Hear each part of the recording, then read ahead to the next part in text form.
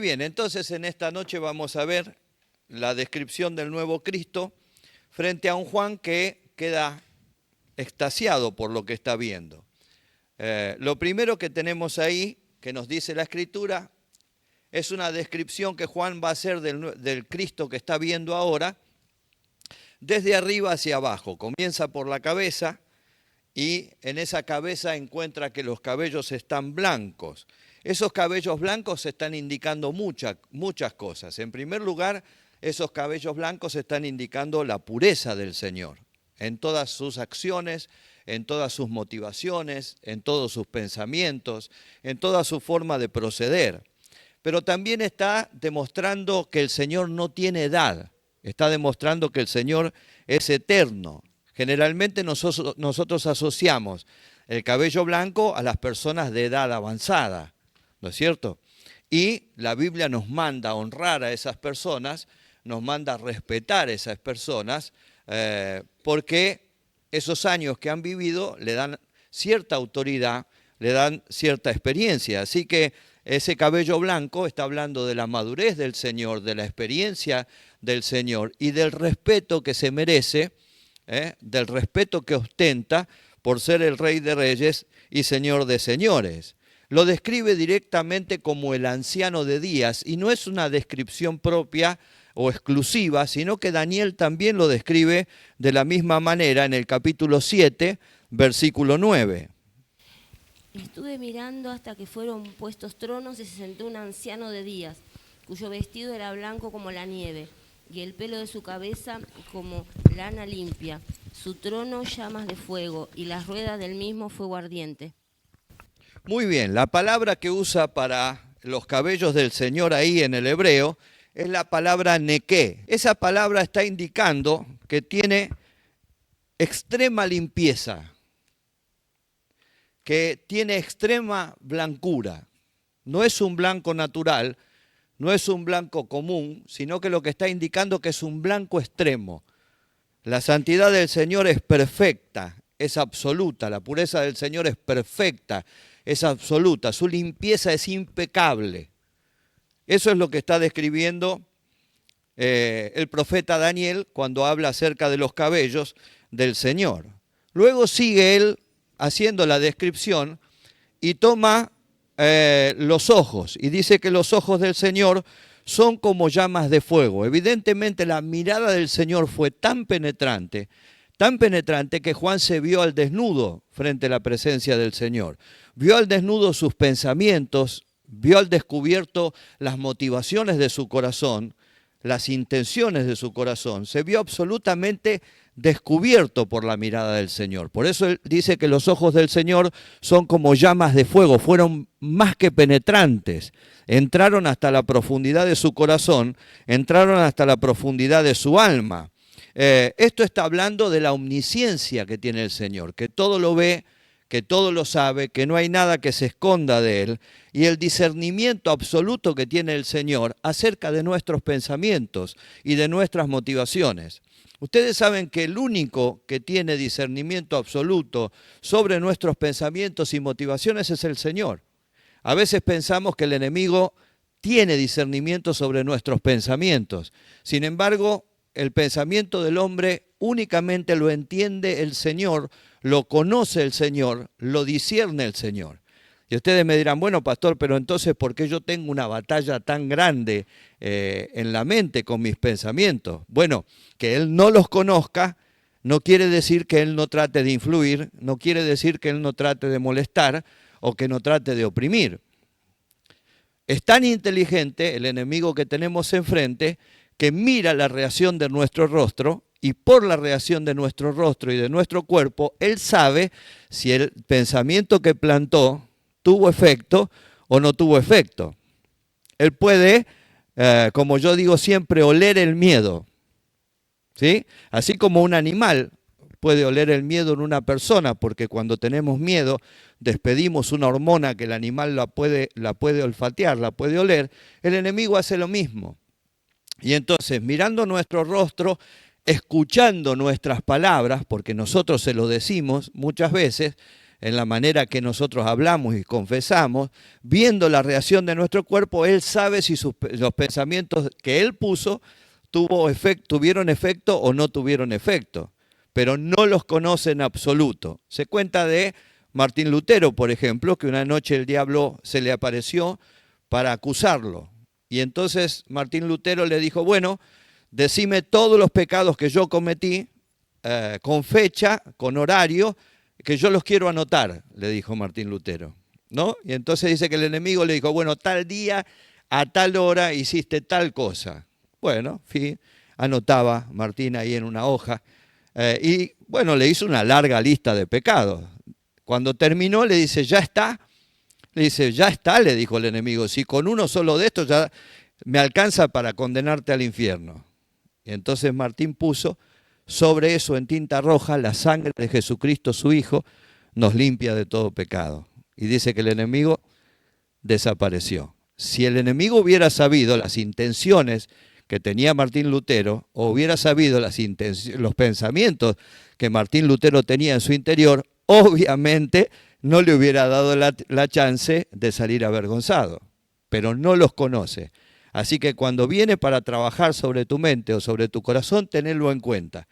No conoce, no se lo demuestres, ni con tu rostro, ni con tus palabras, ni con tu cuerpo, no se lo demuestres. ¿Sí? El único que conoce el pensamiento y la motivación del corazón es el Señor Jesucristo. Y aquí Juan lo habla de una manera muy, muy clarita, ¿no es cierto? Conoce tanto que esto le da la autoridad de poder tomar el juicio por su victoria también en la cruz. Esto le da la autoridad de tomar el juicio porque no hay nada que se escape de su mirada, no hay nada que se escape de sus oídos, no hay nada que se escape de su área de influencia. Vamos a leer Mateo capítulo 5, versículo 22 y segunda de Pedro 3:7. Yo digo que cualquiera que se enoje contra su hermano será culpable de juicio, y cualquiera que diga necio a su hermano será culpable ante el concilio, y cualquiera que le diga fatuo quedará expuesto al infierno de fuego. Muy bien, en este caso, en el primer caso que hemos leído de Mateo 5:22, fíjese que el Señor usa en el original la palabra orgizo. La palabra orgizo define a una persona que es provocadora. Cualquiera que provoque a su hermano, o sea, que lo haga con el fin de molestarlo, que lo haga con el fin de agredirlo, que lo haga con el fin de insultarlo, yo lo tomo en cuenta.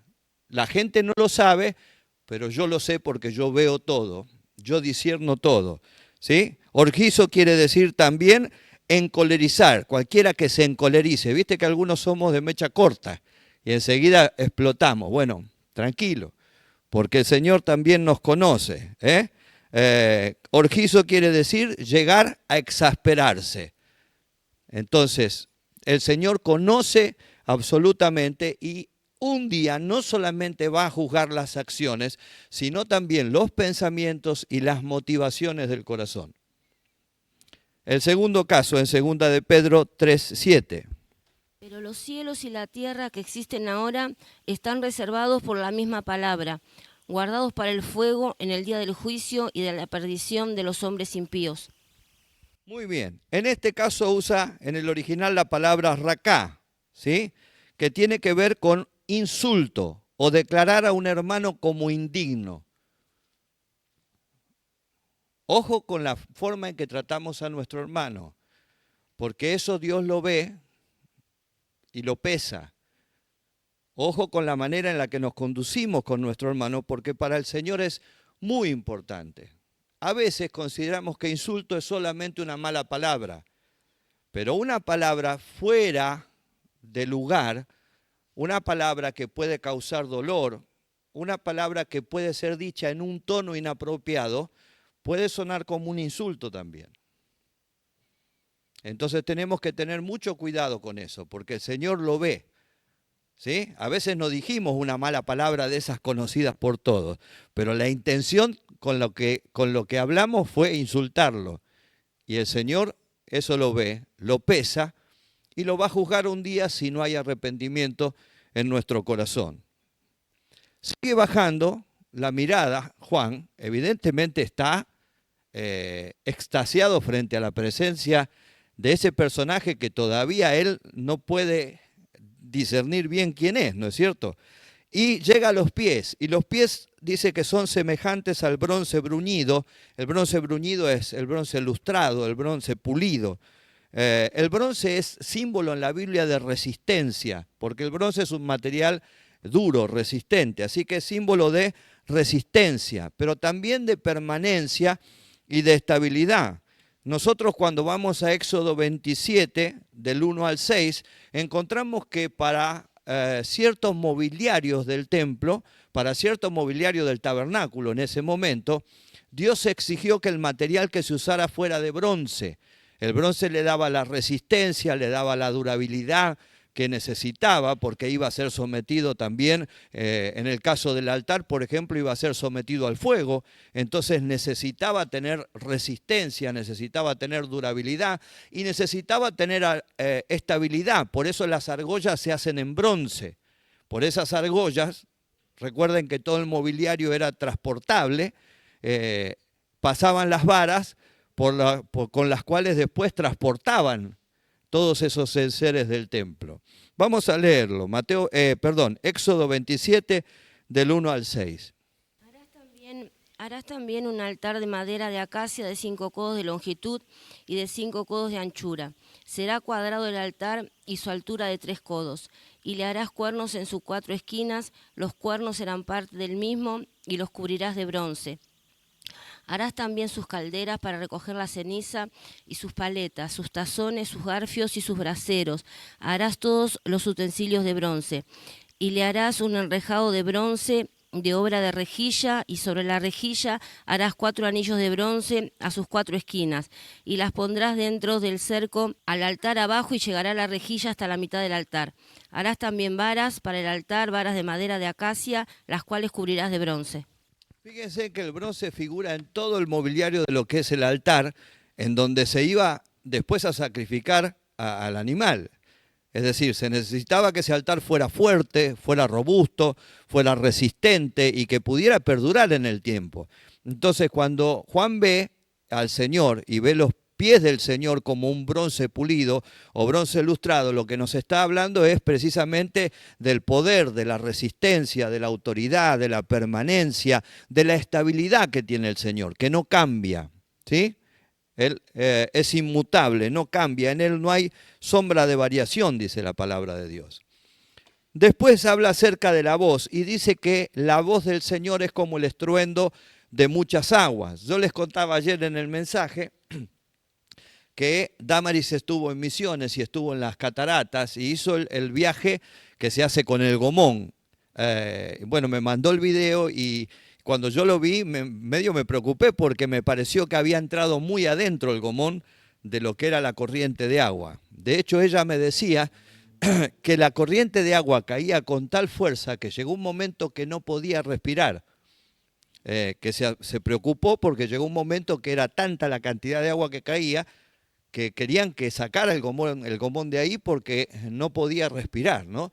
Entonces, fíjense en la simbología de lo que Juan está hablando. Es como el estruendo de muchas aguas, es como algo tan impetuoso, algo tan fuerte, una voz que suena por encima de todas las demás, una voz que te deja casi sin respiración, una voz que es impactante como una catarata, que hace acallar las voces de todos los demás. Cuando la voz de Dios se hace sentir, todas las demás voces se acallan, todas las demás voces se aquietan, todas las demás voces enmudecen.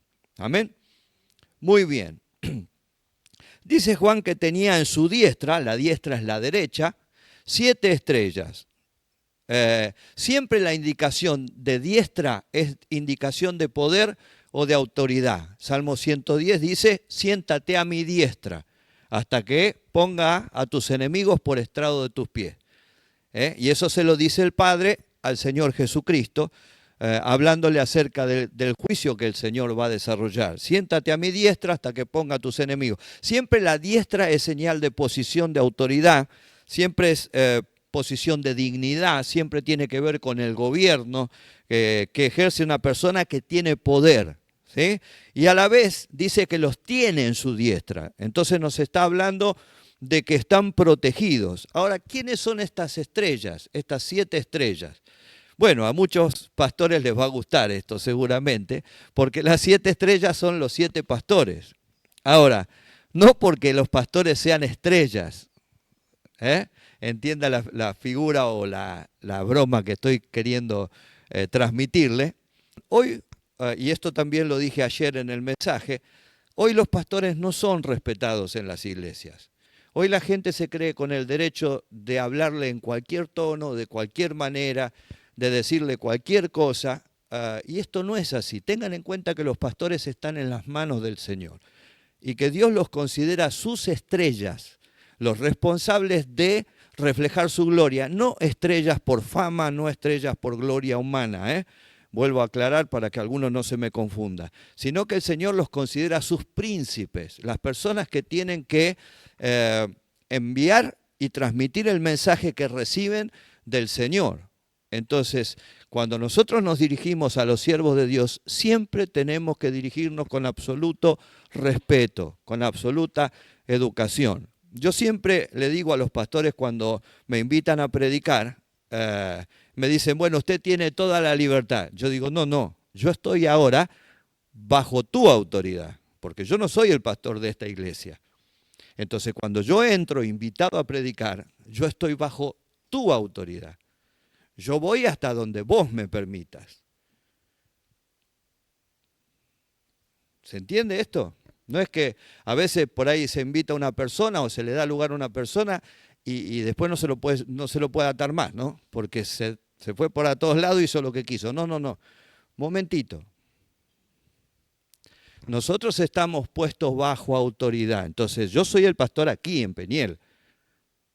Y el que viene a Peniel tiene que ponerse bajo mi autoridad. Pero cuando yo voy a la iglesia Cristo Reina, me tengo que poner bajo la autoridad del pastor Amadeo. Y si voy al 47, me tengo que poner bajo la autoridad de la pastora Elba. Esa es la manera en que Dios quiere que nos conduzcamos, que respetemos las autoridades puestas por el Señor. Que le hablemos, por supuesto se puede disentir, pero siempre hablando de manera correcta, siempre hablando de manera educada, siempre hablando de manera respetuosa, sabiendo que los pastores no son cualquier cosa, están en las manos de Dios y son los encargados de reflejar la luz del Señor. Más allá de que no son perfectos o no somos perfectos, ¿sí? Nadie está diciendo que seamos perfectos, pero la iglesia tiene que tener en cuenta esto. Dice que de la boca del Señor salía una espada aguda, tremenda. La palabra que usa en el original es la palabra ronfaía. La ronfaía era una espada larga, pesada, grande que se usaba, que es distinta a la que, por ejemplo, menciona en Hebreos 4:12, que también habla acerca de la espada, y habla de una espada aguda de 2 filos. ¿Qué dice en Hebreos 4:12? La palabra de Dios es viva y eficaz, y más cortante que toda espada de 2 filos, y penetra hasta partir el alma y el espíritu, las coyunturas y los tuétanos, y discierne los pensamientos y las intenciones del corazón. Muy bien, en ese caso usa la palabra machaira, que es un puñal, ¿sí? Es mucho más corta, es un puñal. Pero en este caso de Apocalipsis usa la palabra ronfaia, es una espada pesada, es una espada que se usa para matar, y que se usa para destruir. Que sale de la boca del Señor está indicando 3 cosas, dice, ¿no? Lo primero que indica es que es el arma que el Señor tiene. Su palabra es el arma que tiene para vencer al enemigo y tiene que ser también el arma que nosotros usemos para vencer al enemigo. Efesios 6:17. Y tomad el yelmo de la salvación y la espada del Espíritu, que es la palabra de Dios. Ahí usa la palabra griega dejomai. Cuando dice tomad, usa la palabra griega dejomai, que dice, traducido es recibir la palabra, aceptar la palabra. ¿Sí? Muy interesante. Recibir la palabra, aceptar la palabra, que esa es parte de la armadura del Señor. A veces nos cuesta aceptar la palabra, sobre todo cuando esa palabra nos pone frente a una realidad, ¿no es cierto? Una realidad que no nos gusta, ¿no? Pero el consejo del apóstol Pablo es que si queremos ser fuertes y resistir al enemigo, tenemos que recibir la palabra. Tenemos que aceptarla, la palabra. Esto que sale de su boca tiene que ver con que es penetrante la palabra y tiene que ver que es filosa, precisa y certera. Va dirigida hacia donde tiene que ir dirigido. Muchas veces hablamos de que la espada del Señor es aguda y más cortante, es una espada de 2 filos que llega hasta el alma. Bueno, y generalmente cuando decimos esto los hermanos dicen, porque tiene 2 filos porque corta cuando entra y corta cuando sale. Le doy una noticia, aunque tenga un solo filo va a cortar de la misma manera cuando entra y cuando sale. El tema que tenga 2 filos tiene que ver con que la palabra corta para sanar o a veces corta para producir la muerte. Esos son los 2 filos. Actúa de las 2 maneras. Corta y sana, o puede cortar y producir la muerte. Es muy poderosa la palabra del Señor. No sé si me entendieron el concepto que les dije recién. Muy bien. Dice el apóstol Juan que su rostro es como el sol cuando resplandece en su fuerza. Es decir, para que ustedes se imaginen, está hablando de un sol de verano. Ese sol fuerte que hay en el verano, porque está mucho más cerca de la tierra, que casi es imposible de mirar, y últimamente con los cambios climáticos que hay, hasta el reflejo de ese sol en el pavimento a veces es bastante difícil de soportar, ¿no es cierto? Así es el Señor, su rostro es como un sol de verano, difícil de resistir esa presencia, difícil de resistir esa gloria que el Señor tiene, que es la misma gloria que dejó ver el Señor en su transfiguración. En Mateo 17, versículo 2 tenemos esto. Y se transfiguró delante de ellos y resplandeció su rostro como el sol y sus vestidos se hicieron blancos como la luz. Muy bien. Resplandeció como el sol en la transfiguración. Ahí ellos tuvieron un adelanto de lo que era la gloria del Señor. Pero rápidamente se olvidaron. No quedó en su memoria. Por eso Juan no llega a reconocerlo en este momento al Señor. Lo va a reconocer más tarde, ¿no es cierto? Ahora, para aclarar y que nadie se sienta estrella, fíjense en qué es una estrella al lado de un sol de verano.